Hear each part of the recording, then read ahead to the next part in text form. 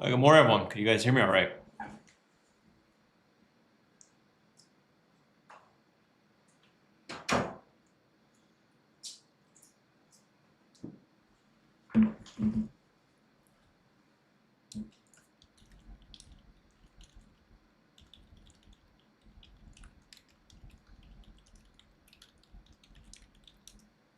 Morning, good morning.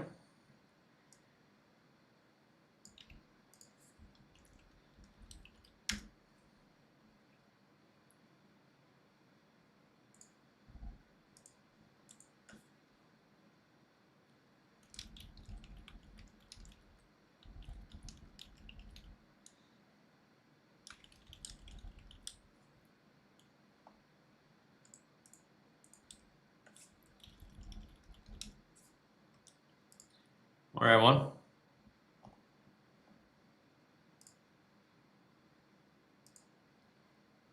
Everyone hear me all right? Mic check, mic check. Test, test.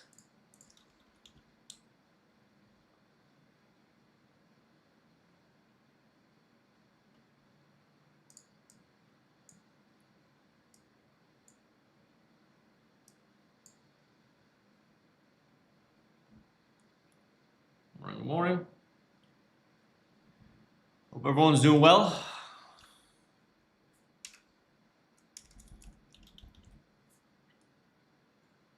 Today's Tuesday. Happy Tuesday.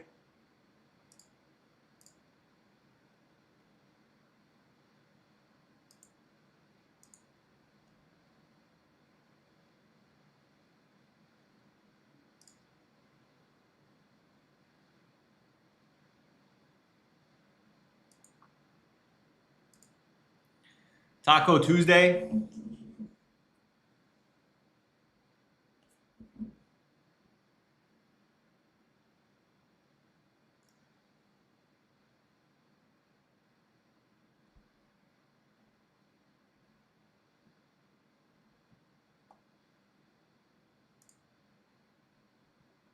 Morning, good morning.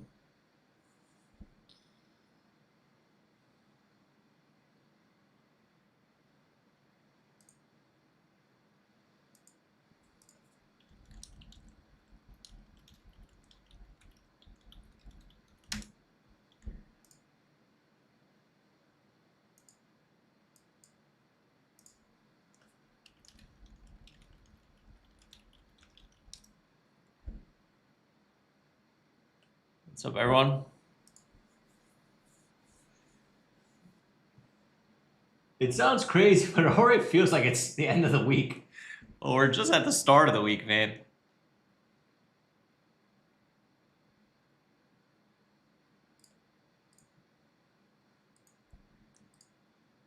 Hey, good morning. Good morning. Yeah, man, the week's flying by. The months are flying by. The meetup's already here. It's crazy. I can't believe it.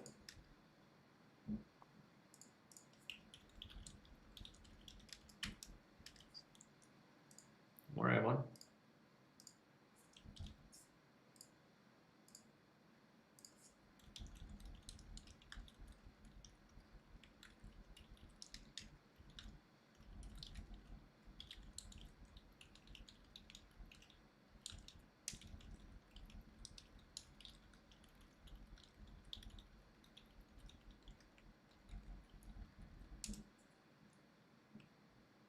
How's that sleep schedule going, bro? It's it's better. So for those of you that don't know, a couple days ago, I was trading in Australia, 11:30 p.m., and now I'm trading, 6 a.m. in California. Shit. I think I adapted pretty quick. I mean, I've been just trying to sleep at like, 9 or 10, Right. and I've been getting up okay. Yeah. Okay. Yeah, it's getting better. But I've definitely been like little just 6, 7 p.m. I've been just getting really tired. Like my Yeah. body's but it's better than the alternative of not being able to sleep. That's tougher. Yeah. Like I said, I like your time zone. I like UK time zone. You guys have it good over there on the East Coast.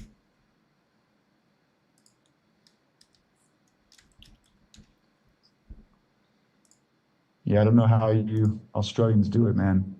And then 6 months of the year, they trade at 1:30 a.m. It's That's crazy. crazy. I see Tubes typing.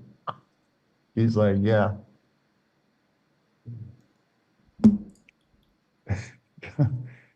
Sounds like you should move, Tubes. Come to California. It's safer to surf out here, man. We don't have so many sharks. You guys have sharks everywhere. Crocodiles, jellyfish. Oh my God.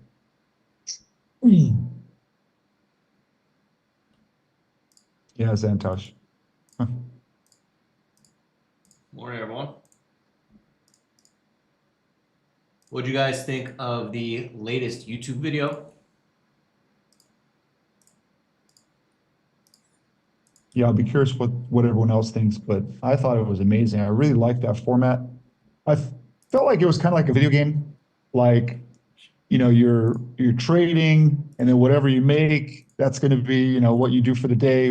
It dictates your dinner, your shopping, and it was kind of like thought it'd be fun if like you were live streaming and we could all vote on what you do next. Or like we got $3,000 left. What do we do now? That's funny. I thought it was fun. Yeah, it was fun. I like the little counter at the top. Yeah, you guys should definitely watch that video. It was a lot of fun. All right, guys, let's get started. So, morning, everyone. Welcome back to live trading. If this is your first time on live trading, welcome. We are using the webinars channel in Slack to communicate. The way that we structure live trading is pretty simple. We talk about what's working in the market, what's not. We build the watch list live, and we trade the watch list live. As you guys know, we stream the first 30 minutes live on YouTube and everywhere else just to kind of show you guys how we make our plan in the morning, what we're thinking in the morning. And then from there, at 9:29 a.m., we cut off the stream and reserve it for MIC members only. We've been trading live for years and years now. I've had someone should kind of go in here and calculate how much money I've made on live trading. It actually might be pretty interesting. So this is my live trading spreadsheet going all the way back as far as September 2023. 3 years of live trading. Time flies. I can't believe it. 3 years I've been recording all these trades. Maybe I'll send this link to Anas because he'll probably have some AI algo calculate the total amount of profits that I've had so far. And this has been all live, all on stream. So far where I'm at for this month is around $69,305. Most of my profits came from one trading day. What you have to remember about trading is it's all based on the opportunities that you see in front of you, right? The thing about trading is everyone wants to show up and everyone wants to bank, right? I want to show up and I want to bank. What the problems occur is the market cycle might not be warranting that. Right now we've been kind of in a market cycle where it's been Chinese low float runners. The only thing worse than a Chinese low float runner is like a 50-cent stock, So for me, this has been pretty annoying. This has been pretty tough, and it's just kind of a market cycle to kind of just stay alive out there. I always tell you guys that the first thing that you should be doing when you show up to the market is asking yourself, is today a day to be aggressive or is today a day to not? And the honest truth is like 80% of the time, 90% of the time, it's not a day to be aggressive. Aggression and the big days and the big everything only happens, rarely. For example, I don't know,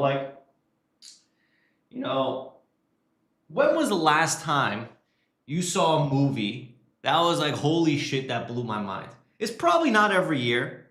It's maybe once every 2 years, once every something like that, right? Now in trading, it's not like that. It's maybe once a quarter, right? So what you have to remember about trading is the market is always changing.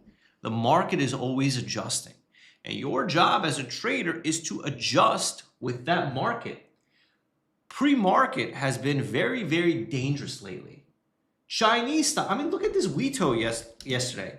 If you guys remember, on the watch list yesterday at 9:21 a.m.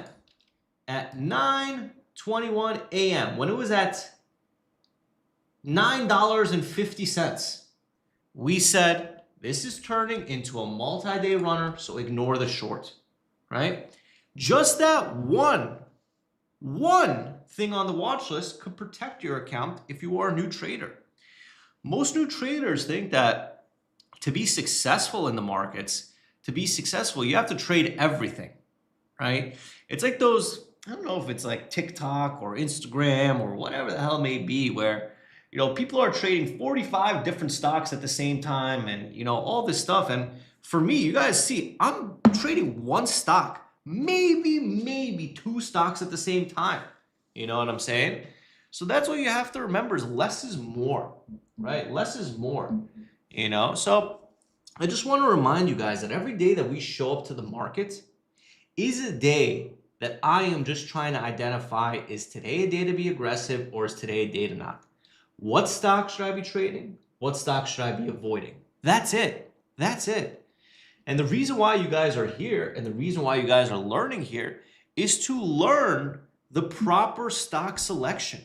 I mean, knock on wood, I don't want to jinx it, but there we go. Total made $3.84 million live on stream. So you guys have seen me make almost $4 million live on stream since I started. Isn't that insane? Isn't That's that crazy, insane? man. That's crazy. So anyway, what was I saying? Yeah, so that's the whole point, guys, is as a professional trader that's been doing this for 12 and a half years, I want to trade what the best opportunities are. I don't want to trade every single stock that's moving. I just want the best setup. And if the best setup is not there, I'm not going to place a trade. Because as you could see, all it takes is one good day, one good week, one good month to make your entire year. So let's get started here, guys. So first things first is the way that we build the watch list is we always go to the previous day's watch list. So let's start there. The reason why we look at the previous day's watch list is we don't want to forget what was moving the previous day. So let me kind of pull this together. Give me a second here.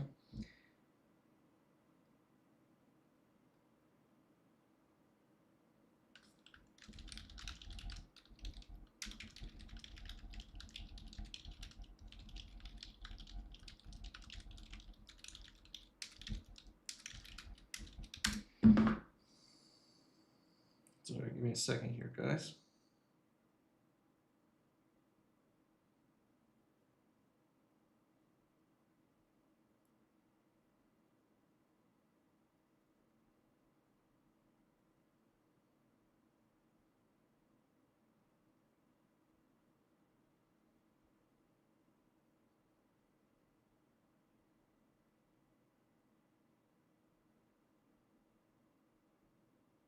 And if you guys are listening to us, come into webinars and Slack. I just resent all the Slack invites. A lot of you guys going on trials, but you guys don't join Slack. So go to your email, accept the Slack invite, come in. All our resources are here, our community is here, the video library is here, support is here. If you can't find it, just email me, stevenrh1@myinvestingclub.com. Yep. Thanks, Steve. So let's start. ACAN. So ACAN yesterday's low-hanging fruit, looking for a bounce. Never really got a bounce, so nothing there. Wito yesterday turned into a multi-day runner, so ignoring short. Wito continues to trend stronger, so I am ignoring this. So what you have to remember, guys, is like, I know we use the example of Mike Tyson, but the example is like Wito is like prime Mike Tyson. We want to wait for it to break down and be the Mike Tyson that fought Jake Paul, right? So until that Mike Tyson starts to look like the guy that fought Jake Paul, since he starts doing mushrooms and toad and all this other shit, we want to stay away because he could beat the shit out of us. You know what I'm saying? So always think about waiting for these stocks to be broken, waiting for these stocks to break down, and then I want to attack it.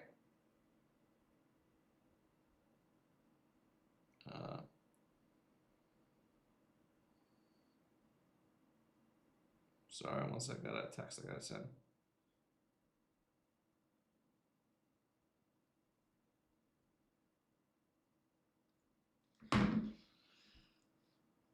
So yeah, so while this wheat toe is continuing stronger, while this wheat toe is causing problems, while it is giving me a headache and is looking very, very strong, let me ignore it. One of these days, it'll fail. On the day that it fails, on the day that it cannot reclaim, then I want to be involved. Until then, no thank you, sir. Next is STKH. STKH didn't really bounce, so nothing there. IPST, this was yesterday's runner that kind of chopped around for the rest of the day. The problem with this one is it doesn't really have much dilution on it, meaning, you know, it is not as much of a scam as a lot of these other stocks are scams. So, I mean, this is kind of more 50-50 in my opinion. So probably just waiting for more information here. So IPST, day 2 stock, but not much dilution on it. So mostly going to ignore unless I see a fail. So those are the stocks that were moving yesterday. We have MYSZ as well, but that didn't really do anything. So those are the stocks moving yesterday. Now let's see what's moving today. There was also this WFF yesterday. Do you guys see this WFF, dude? Went from $1.50 to $10.50 back down. I mean, dude, what the hell? You know? So for me, this is just, if it's shown that it could be crazy, crazy trappy and crazy, crazy manipulated, then I want to make sure that I stay away. I mean, dude, no thank you. So nothing there. GMPX, you know, pop and drop, nothing really there. XOS, kind of looking potentially strong. You can see that this is creating higher lows, grinding, and holding VWAP. Let's check some information on it. USA company, not too low of a float. This one just kind of seems like potentially it may take money flow for the day. It may get a little bit of action. So probably going to stay away from that. SXTC, this was a stock that was running a few days ago.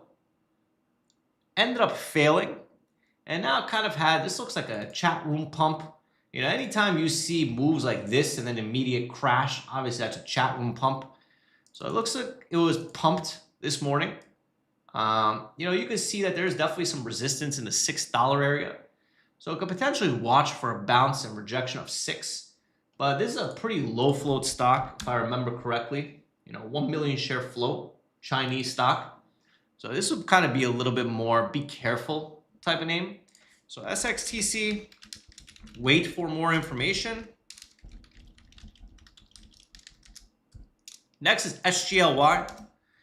You know, SGLY moving as well. You know, low float company. I mean, it looks like the float is pretty much non-existent. So because the float is way too low on this, is an ignore. Float is way too low. Ignore. So coming into this morning, it certainly looks like, honestly, it's potentially a slow day or no trading day. WITO is too strong. IPST might have potential if it fails. SXTC float is a little bit low. SGLY float is definitely too low. SLE, oh wow, nice move on SLE. This was the one moving yesterday, huh? Oh wow, big breakout. So this is definitely taking money flow now. Yep. Wow, good call out, guys. I didn't even see this. So this SLE was it moving yesterday or the day before yesterday? I think it was moving yesterday. Yeah, this was moving yesterday. So SLE now, main hot stock with money flow. So ignoring shorts. So notice, guys, most of my watch list is stocks that I want to be avoiding because they seem too dangerous. Next is PFSA. PFSA, let's see. PFSA, low float again. Like these that's the problem, man, right now. The problem right now is these floats are way too low. Way too low. So probably not going to be interested simply because the float is too low. Crazy. So a couple more things here before we continue. This is probably going to be the watch list. So overall today, kind of looking like a little bit of a slower day, a potential no trade day for me. Because what you have to remember, guys, I only want to trade when the best opportunities are there. The analogy that Bao gives is like, if you are a dude and you're interested in girls, and you walk into the bar or you walk into the club, and there's only dudes there, are you going to start hitting on dudes? Or are you going to say, you know what, I'm going to go somewhere else, or I'm going to wait till tomorrow? So for me, that's not what I'm into. So coming into this morning, I walked into the bar, I walked into the club, it's all filled with dudes. So I'm not going to start hitting on dudes. I'm just going to take a slow wait for a potential opportunity. And if that opportunity comes, great. If that opportunity doesn't come, no problem. But that's what you have to remember about trading is not every day is going to be linear. Not every day is going to be simple, right? So that's kind of my overall thought process coming into this morning. This morning is looking a little bit slower. Nothing too easy, nothing too advantageous. Anas did some more stats on my live trading. I maintained an 87% win rate on live trading with, let's see, 389 green days, 55 red days, 14 flat days, 332 no trade days, and maintain an 87.6% win rate. That is over the past 3 years of live trading. Wow. One more thing. 90% win rate. Yeah, it's pretty fucking crazy. Yeah. So one more thing before we pass over to Steven is our partner, Cobra Trading, is having a free event in Texas. So shout out to Cobra Trading. They are having a casino night in Texas with prizes and a bunch of other things. So if you're around, be sure to check out this event with Cobra. I will be there. It is 100% free. All you have to do is register. Casino night should be pretty damn fun. And that's pretty much it. So with that being said, guys, let me pass the baton over here to Steve. We'll get started with his segment of the day. And then, yeah, so IPST, kind of have that there. SXTC, kind of watching. WETO is kind of taking attention. SGLY, in my opinion, float is too low. And then SLE is the new money flow. The SLE was a stock that was, I think it was moving yesterday, where it was halting up, halting down, halting up, halting down. And then now you can see what their overall plan was. So with that being said, oh yeah, we got one more question from Henry, and then I'll start is, what is your idea on the expansion of trading to 23 hours? I think the reality is most stocks like the big cap companies like the Amazon, the Apple, this, that, are already pretty much trading 24/7. I think that the stock market is now learning that there's a lot more competition with crypto and prediction markets. And I think the only way for them to adapt with the changing times is to adjust to a 24-hour market. The reality is, I don't know what to expect yet. When PDT went away, we expected there to be crazy, crazy runners, crazy, crazy stocks, which is happening. But when this 24-hour market goes away, it's going to change a lot. Now there's going to be no overnight gap up, gap down. It's going to happen at any moment in the day. I think a lot of the companies are still going to release their press releases at 7, 8 a.m. But the reality is that we don't know what's going to happen until after it happens. But if anything, what my first initial thought is, it's going to make the exchanges, the algos, and the brokers way more fucking money. I would say it's probably not good for the traders. It is way better for the brokers, for the exchanges, and for the algos. The algos are going to just make more money because what you have to remember is this. Let's say the casino is open from 9 a.m. to 4 p.m. Whatever. That's 8 hours or whatever the math checks out to of making money.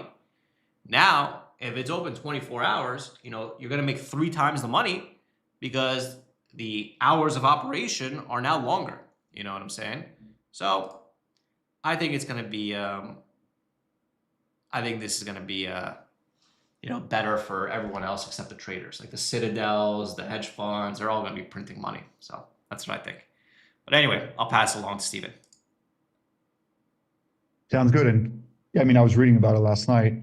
We still have a lot to learn, but it sounds like there's still going to be an opening. It's just kind of like extended, aftermarket and pre-market. So I don't, I don't know. We'll see what happens, but it sounds like there's still the opening bell, and none of that is changing. It's just like extended, Yeah, hours. most of the volume will probably still be obviously at 9:30 because that's what the world is conditioned to. But the Right. same way that we're starting to see more pre-market runners, I mean, who knows? Because remember, at 8 p.m., a lot of these runners, they stop trading and they continue at 4 a.m. So if something is running at 8 p.m., it might just run 9, 10, 11, 12, 1, 2, 3, 4 type thing. But again, the volume may be a lot lower. So who knows?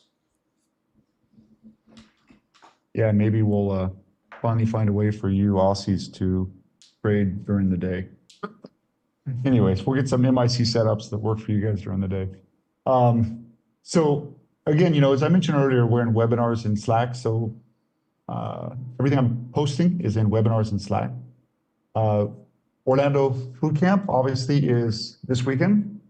So make sure you guys have your tickets if you guys are planning on coming. If you're on the fence, now's your chance, right?